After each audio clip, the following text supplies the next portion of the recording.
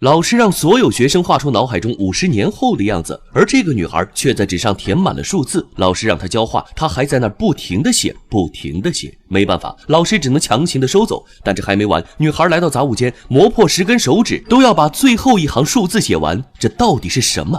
原来学校正举办一场活动，将学生的画放在时间胶囊里，直到50年后再由后辈们重启。很快50年过去了，已经满头白发的女老师开启了时间胶囊，将里面的画分发给新一代的学生们。而那张满是数字的画被一个男孩拿到了，他一脸疑惑，突然看见远处站着一个人，男孩一晃眼，人没了。他心想，可能是自己眼花了。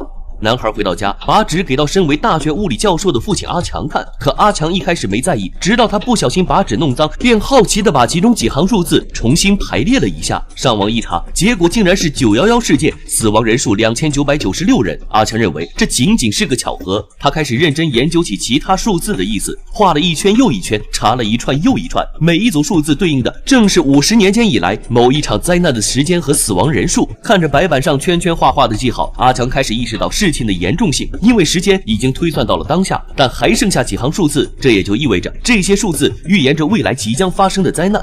第二天，他就告诉同事，明天可能会有81人死于某种意外。可同事根本不信，反倒提问阿强那些没有被圈起来的数字如何解释，还说阿强是因为老婆死后变得疯魔了。没办法，阿强决定自己去调查。他先是找到了当年的女老师，询问起写下这几行数字的孩子如今在哪儿，谁知却得知女孩已经在几年前去世了。阿强回到家后，只能打开电视，时刻关注着各地有没有灾难发生，结果连儿子放学都差点忘了。他赶紧出门，路上却堵得一塌糊涂。阿强打开导航，想换条路线，看到导航上的经纬度，下意识地联想到那些未破解的数字很可能就是经纬度。可阿强人傻了，因为如果真是这样的话，下一次灾害所发生的地方就是在这条拥堵不堪的公路上。前方道路发生了车祸，阿强上前询问警察死亡人数，想看看与纸上预测的81是否吻合。警察说有几个受了伤，但都没什么大碍。就在阿强疑惑时，警察突然面露恐惧，转头向所有人大喊：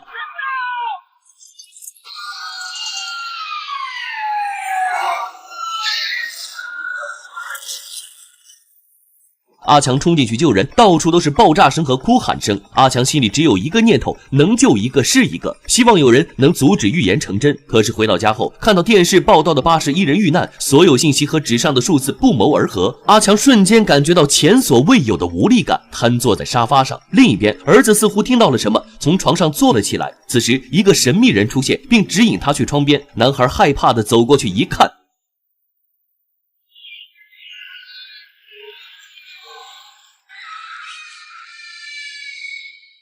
阿强立刻跑上楼，抱住孩子，安慰道：“这只是噩梦而已。”谁知下一秒，他看到了神秘人站在窗外，直勾勾地盯着他们。阿强按捺不住心中的怒火，拿着棒球棒就冲了出去，却怎么也不见神秘人的身影。为了搞清楚这到底是怎么回事，第二天早上，阿强来到50年前预言灾难的女孩家里，希望从她的女儿小美口中得到线索。但聊到自己的母亲，小美眼神里充满了害怕与震惊。无论阿强怎么强调事情的严重性，小美一直在逃避，最后头也不回地离开了。阿强认为这件事事关儿子安全，希望他能帮自己，但小美还是毫不留情地拒绝了。回到家，阿强看到新闻报道可能会有危险分子搞袭击，马上联想到下一次预言的灾难，在纽约会有170人死亡。他赶紧匿名打电话给警方，希望他们可以采取防御措施，可警方并不相信。于是阿强准备独自行动，他来到坐标地点是个地铁站，开始观察周围有没有什么可疑人物，试图找出恐怖分子。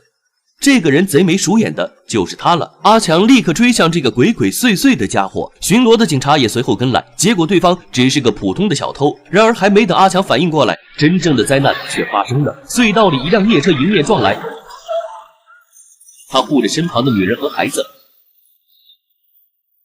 几秒钟功夫，回头一看，地铁站已然变成了一片废墟。阿强再次经历了人间地狱般的场景，失魂落魄地回到家，小美正带着女儿在门口等着他，将一切都告诉了阿强。原来这些年，他一直眼见母亲的预言一个接一个的成真，却无能为力。而母亲自自己出生以来，就一直念叨着一个日期，也就是10月19日，还说小美会死在那一天，而这一天正是2天之后。阿强看着手里的预言纸，1019EE，究竟代表什么呢？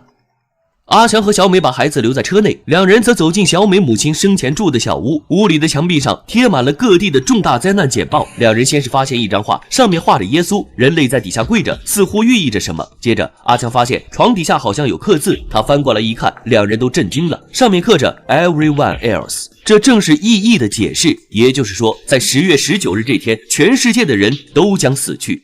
与此同时，在屋外，神秘人又出现了，他对车里的2个孩子说。男孩赶紧按喇叭求救，阿强和小美立即冲了出来。阿强见到神秘人的背影，赶紧从车上拿出手枪追了上去。没想到神秘人转身，张开嘴，射出一道强光，让阿强睁不开眼。等看清时，神秘人已经消失了。第二天一早，小美的女儿正在给耶稣上色。阿强看到女孩的涂鸦，突然醒悟过来，这场全人类的灾难会不会和太阳有关？便立即回到学校实验室查找资料。没错，就是太阳耀斑。通过计算，这次的耀斑辐射会直接摧毁臭氧层，然后杀死地球上所有的生命。阿强看着窗外，看着太阳。Why did I get this prediction if there's nothing I can do about it? How am I supposed to stop the end of the world? 毕竟在太阳面前，人类太渺小了。可事情还没有结束。当天，阿强走进儿子房间，发现他竟然也在发疯般的在纸上写着数字，夺过纸笔就直接刻在桌子上。在阿强的大声呼叫下，男孩才缓过神来。看着桌上的数字，阿强突然想起小美母亲曾经在杂物间留下了最后一行，他连忙联系小美一起开车直奔学校，拆了那扇留下预言数字的大门，希望能从中找到线索。连忙铲掉门板上的新涂层，果然发现一串数字，一查经纬度正是小美母亲当年的小屋所在地。他转头想告诉小美这个消息，却发现她早已带着2个孩子出发去寻找避难所了。路上，孩子们告诉小美，那些神秘人告诉他俩，无论他们去到哪里都会被找到。小美顿时不知道怎么办才好，她来到加油站加油。趁此机会，男孩下车给阿强打了电话，并告诉了他自己目前的地址。这时，小美接过电话，阿强大喊着告诉她，快去你母亲生前的那间屋子，只有去那里才是真正的安全。小美难以相信阿强所说的话。就在争执期间，孩子们被神秘人带走了。小美彻底崩溃，她抢了别人的车追上去，结果在横穿马路时被大卡车撞翻死了。而此时正好是10月19日0点，预言再次被验证。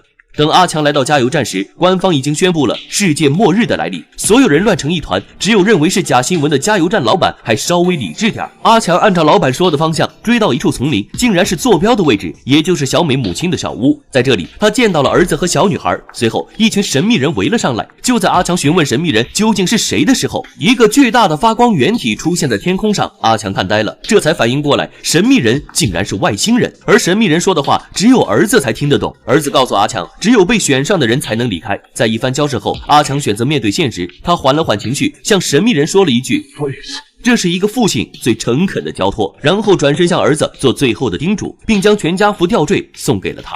最后，那些神秘人也露出了本来的面目，牵着2个孩子登上了飞船。孤身一人的阿强驾车回家，看着路上惊慌失措的人们，阿强内心却异常平静。到家后，他和自己的父母妹妹抱在一起，一同迎接末日的来临。